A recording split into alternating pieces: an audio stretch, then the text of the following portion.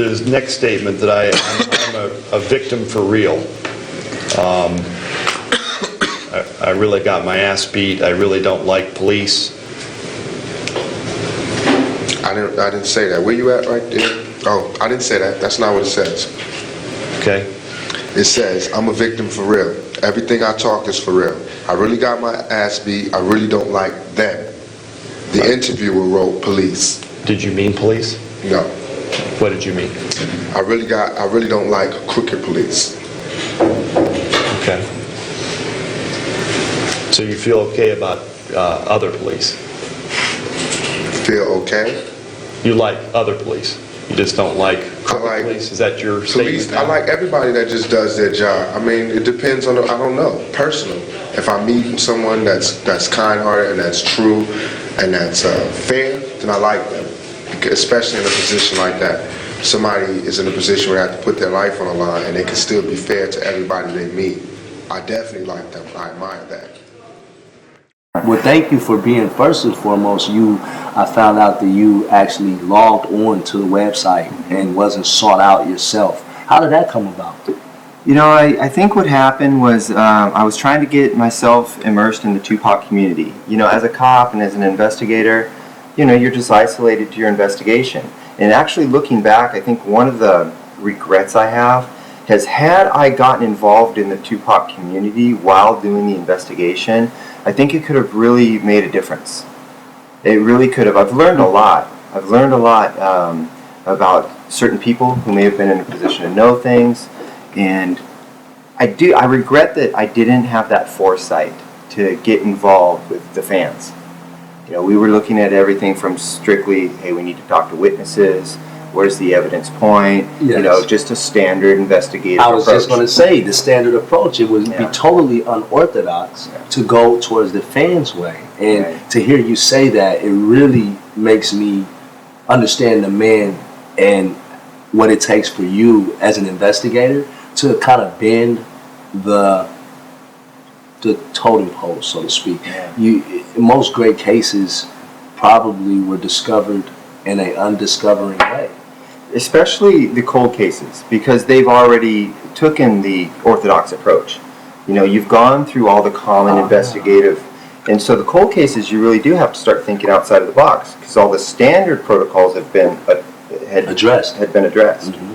So that was like with the cold case, you really do have to start, and that's why the approach we took with Keefe D, putting a drug case against him in order to try to find out. That's something that, was that by strategy? Was that something strategically that through your years of hard study and said, hey, here's a way, kind of like the RICO Act when they were trying to pin the Italian mob boss. Right. I think that case in particularly was Bugsy C. Was it Bugsy? It was, we should know this, right? We should know this because it was actually the gentleman that brought in bootleg. Al Capone. Way back then. Al Capone, thank you. Yeah. And so it's kind of like you were using that RICO as a way to say, hey, if we can catch them on a PCP, then what happens is it puts him at the mercy. Was that your idea? That was the plan. You know, Keefe D had already been approached. He lawyered up. He'd been interviewed before and lied, and so we knew that we had to get him into a place he'd never been before in order to try to compel him to talk. And so that was the strategy. And it did work. Thank God. Thank God. And in every in my experience is that most guys. I just want to give a shout out to Truth About Tupac right there. That is a very special truth moment because it does show you that, and we're not kissing ass. We're here to bring out the truth about the truth. And the truth about policing. Here's a man that utilized a strategy to be able to bring you the truth and to get you the absolute evidence and proof. So there is proof in action that was taken to show you that the police do care about situations and do care about situations that are near and dear to the people. So I wanted to stress to you because we always get a lot of flag about what is not being done. Right. But people aren't here to be praised for what has been done. You know, a lot of people wait for people to pass on in the afterlife to say how much they love them. Well, I wanted to give you praise and honor while you're here. Man. Not saying that you're going to appreciate that. Right? To the whole LAPD staff. And, you know, growing up in Watts, I would get you know, this, I wouldn't believe the stigma that all police officers or all Caucasians were negative or looked at me as negative. And that's how I was able to work in the entertainment business, where not having a parent, I'm the only black, and the whole Caucasian community embraced me as a son, as a family member. Some drove me to Watts in the middle of the nights. Big shout out Todd Harrier, I love you. Drove me in the middle of the nights. That's my little brother. Picked me up for paintball. It wasn't just for the job. Picked me up to go to Magic Mountain as a kid, you know. And I learned from breaking this world's views of things that it's about the content of the heart of a person. So I didn't want to get into a heartfelt moment, but I'm gonna get back into letting Mr. Kading give you guys the truth about Tupac. Mr. Kading, you were saying that, you know, using the people and the fans, and knowing what you know now versus then, the outcome. Do you want to elaborate on that, since we have over all of the Truth About Tupac has joined all of the websites about Tupac into one huddle, and we're here now huddled up to really get that message? Well, one of the things that looking back, that I didn't recognize at the time was that so much of the story was being told in the lyrics of the music. Let's be honest, you a punk or you would see me with gloves. Remember that shit you said, the vibe about me being a thug? And you can tell the people you roll with whatever you want, but you and I know what's going on. And it wasn't until I got involved with fans and had them, hey, what do you think about this? Or isn't this saying the same thing? And looking at the lyrics of these songs, and it really was complimenting exactly what we were finding out to be true in the investigation. You know, the story was being told in the music. This be the realest shit I ever wrote. Y'all know Puffy getting robbed like a bitch. To hide that fact, he did some shit he shouldn't have did, so we riding for that. And that nigga that was down for me, rested dead. Switch sides, guess his new friends, one of them dead. Probably be murdered for the shit that I said. I bring the real, be a legend. Yeah, some of it's kind of veiled, and some of it, you know, is open to interpretation. But when you do then ultimately find out what took place, and then you go back and you look at the lyrics, you're like, wow, that story was just being told. You know, through the music. Yes, and that's kind of poetic and prophesizing at the same time. Yeah. And I think for you to point that out as the lead investigator, how did it go about? Like the day when you got to the desk in the office, what happened that day? What was going through your mind when you look up and say, you're the lead homicide investigating officer for Notorious Big? I mean, it was. How do you bring that one home to the wife? Yeah, it was a little bit of an evolution involved. Like I got a phone call. It happened to be my birthday. I was out on surveillance, and I was working with another guy, and I got a phone call from Robbery Homicide Division, LAPD. They're like, hey, Rampart. No, this was Robbery Homicide Division. It's a downtown investigative squad that handles most of the high-profile murders and robberies. So you're a special unit. That is a special unit that I got recruited into. Wow. I was a narcotics guy. How long before the call did you get recruited? Well, I didn't. That call was the recruitment. Got it. The phone call came in and said, hey, we're looking to put together a task force. We need some guys that have kind of been through the ropes, and it's a complex case. It's involving celebrity. It's all these issues surrounding with civil lawsuits. There's allegations of police misconduct. So all these things, and I'm like, wow, I can dig in. Yeah, I can dig in.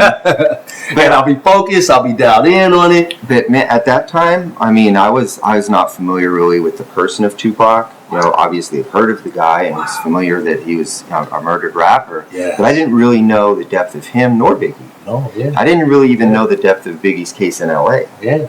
So the first thing I did was I picked up the book that had been written about Biggie's murder, you know, the Russell Poole Labyrinth whole thing. And, you know, when you read that book, it's kind of convincing. You read it and you're like, wow, is this really taking place? Do we have these issues within the department?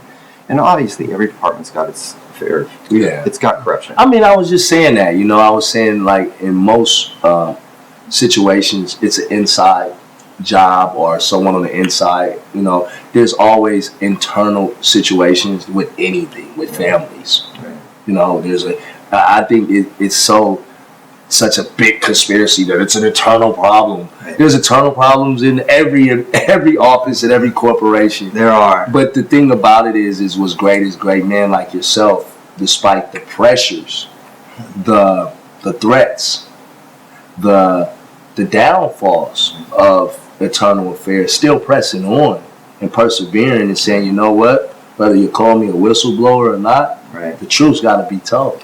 Well, that was kind of the weird dilemma of this whole thing. Looking back, there was a paradox because I was excited about the fact that, hey, if it is a cop, man, let's get him. I mean, really, that would have been a real milestone. I would have loved to have been the guy that figured out who the dirty cop was. And if it was David Mack and we could prove it, so be it. Absolutely. Let the murdering, Absolutely. bank robbing cop Absolutely. go to prison forever. Absolutely. But it didn't. The evidence did not play that out, and that's what you have to follow. Absolutely. You know? What did the evidence play out? That's a good thing for us to know because I think most of the fans don't have a clue. Well, the investigation of Biggie really it led to the investigation of Tupac. Those two ultimately became inevitably One. linked. Yes. There was no way really to separate. One was the cause of the other. Mm-hmm. And then if you of course, you go back and look at the whole history that was taking place between Bad Boy and Death Row. And Well, even before that, I mean, I grew up in Watts, and I'm going to be honest. There is a situation that within that 6-7 mile radius of whether the labeling of the groups are named or gangs that have already been involved in altercations before life, and I think you can speak on that. I think, gangs and tribes, they come back all the way into tribes. My people associate in tribes. Gotcha. And whether they're called gangs in America or they're called tribes in Africa, everyone associates in a tribe.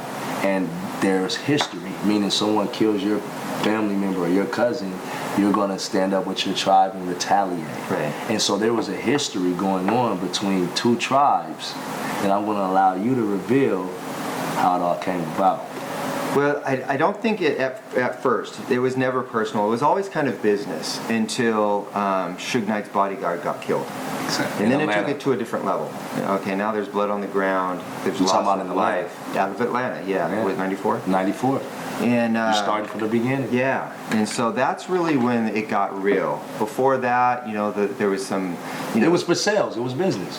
yeah. Before that, there was some little issues back and forth between Puffy and Suge. Yeah. But at one point they were talking. They were talking. They were utilizing each other's services and the hype and the media and feeding it as a business. Right. But then when blood got shed, go ahead. Yeah, what it ended up happening was Suge wanted Biggie to perform at 662, and this is when he was with Bad Boy. And Puff said, "Hey, we're all good with that. We'll perform at 662, but I want to cut at the door." That kind of offended Suge. He's like, "Hey, I got this club. I'm inviting your guy to come here, but yet you're going to ask for half the door." And that's where things started to become a little bit of friction, right? And then things just happened to kind of, blossom. One thing led to another. And then you have people dissing each other in front of crowds in the backyard in New York. And one other thing I'd like to say, any artist out there want to be an artist and want to stay a star, and don't want to have to worry about the executive producer trying to be all in the video, all on the record, dancing, come to Death Row. And then you have obviously the Platinum Club where Jake gets killed, and now it's like everything changes. Because bloodshed. Yeah, we're no longer is about The tribe theory. right. And Suge and his boy there, Jake, were close. There was real love there. Yeah. They grew up in Compton. Yeah. And Jake was actually affiliated with a Crip crew, not a Blood crew. Yeah, Raymond Street. Yeah. Crips. And but they were close like that. There was love there, and well, that altercation there led to Jake's death. That changed everything. Yeah. And there was going to be retribution. There was going to be hell to pay for that. Yeah. And it just took some time before things ultimately ended in Las Vegas and of course in L.A.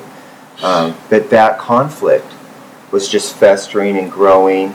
And there were other armed confrontations. There was all kinds of threats. As a matter of fact, that's what caused Puffy, to use Zip to get surrounded out here. Zip, which was because of the threats. Zip was his godfather that was close to his father, And I remember that Zip was also utilizing Keefe D and other businesses, kind of like how you were able to confirm in the case, Right. through the case of the PCP trial, right? Yeah, Zip and Keefe's relationship was a drug-based relationship. Exactly. Keefe was supplying PCP and cocaine to Zip in New York.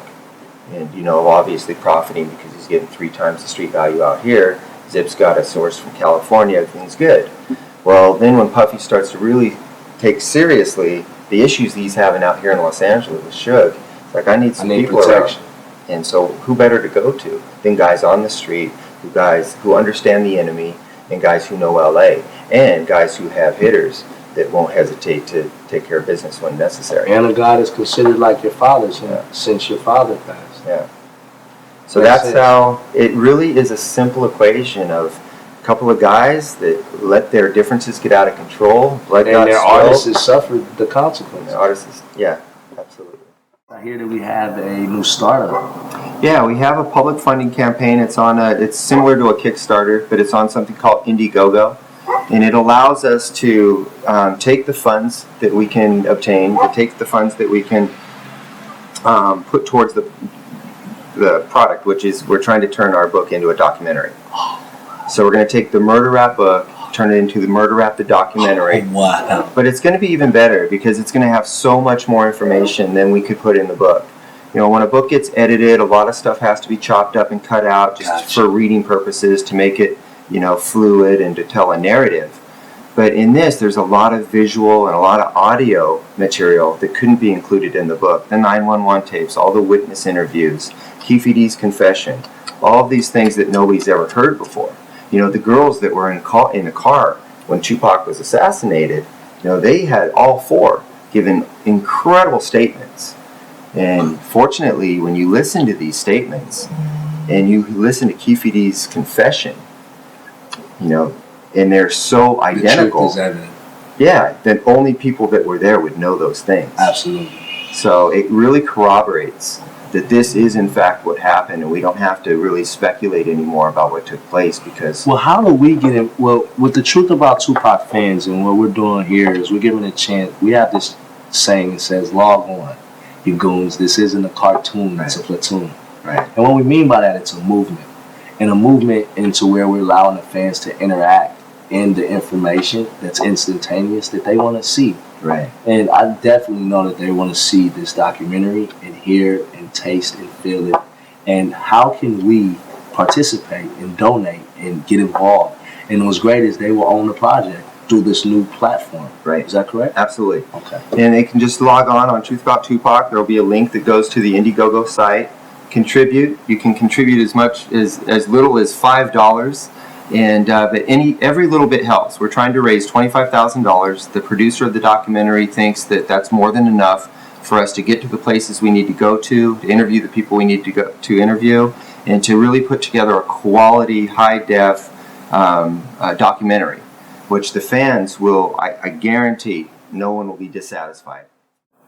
So thank you, brother. You're the man. God bless you. Thank you for bringing us into your Thank home. you so much. This is another segment on the Truth About Tupac. Thank you, Darris guys, Love, Greg man. Kading signing out. Log in, you goons. It ain't a cartoon, it's a platoon. See you soon. Coming soon, the movie, the book. so. You can get the book. How can you get the book for now? Book's available on Amazon, or you can go, you know, if you want an ebook, it's on Barnes & Noble and Kindle and all the different ebooks, or you can go to Amazon and order it. BarnesandNoble.com, you can order it. So it's available. It's out there if you want it. It's a great book, but the documentary is going to be sick. Instagram, Facebook, Twitter. All of those things. You got it. Stay tuned.